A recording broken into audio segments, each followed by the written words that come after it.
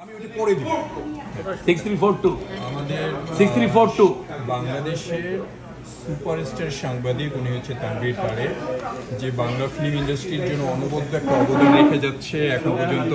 এখনকার জেনারেশনের খুবই জনপ্রিয় উনি তানভীর তারেক। আমিও ওনাকে ফলো করি আর আমার খুব ভালো লাগে ওনাকে। একটু কাইন্ডলি বলবেন প্লিজ বরবাদ সম্পর্কে আর শাকিব খান সম্পর্কে। রাজভাই নাই না, রাজভাই থাকাতেও কোনো সমস্যা নাই, কারণ রাজভাই নেক্সট মুভি, শাকিব খানের নেক্সট মুভি রাজভাই নিয়ে আসতেছে, তাণ্ডব, রায়হান রাফি। তো বরবাদ সম্পর্কে আমার অবজারভেশন হচ্ছে বরবাদ একটা বড় ল্যান্ডমার্ক তৈরি করেছে।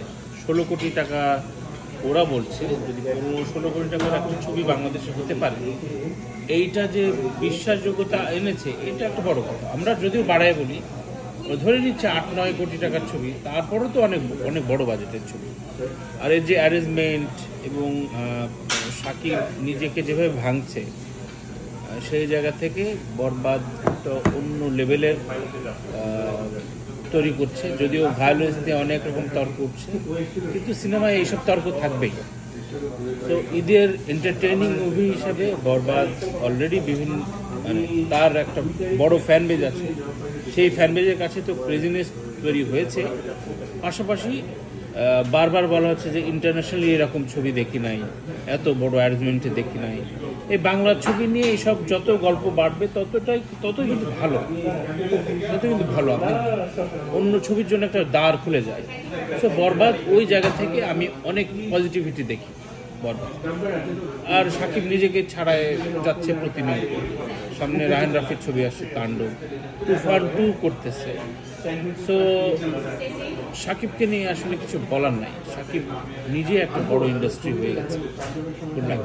থ্যাংক ইউ ভাইয়া। আচ্ছা আচ্ছা, কারণ আমার একটা পেসমেকার আছে, এই পেসমেকারটা একটু মানে কি বলবো, একটু ইয়ে করছে আর কি, মানে একটু মুডি হয়ে গেছে। তো মাঝে মাঝে ফাংশন করছে, মাঝে মাঝে করছে না, এবং এটার জন্য ডাক্তাররা চেষ্টা করছে বাইরে থেকে এটা ঠিক করবার। তো ওই একটা আনসার্টেনিটির জন্য আমি ভেবেছিলাম এবার ঈদে কোনো ছবি হয়তো তুলব না, কিন্তু 28 তারিখে ওকে যে 2 মাস মানে গাড়ির বনেট টনেট খোলার প্রয়োজন নেই। তো সেই জন্য আমি তখন দাগিটা আমার হাতে ছিল। We decided to go ahead with it. Absolutely. Thank you. একটা উত্তর দিবেন, আপনার কাছে অনেক কিছু শিখছি। শাকিব খানের আপনার প্রিয় ছবি কোনটা?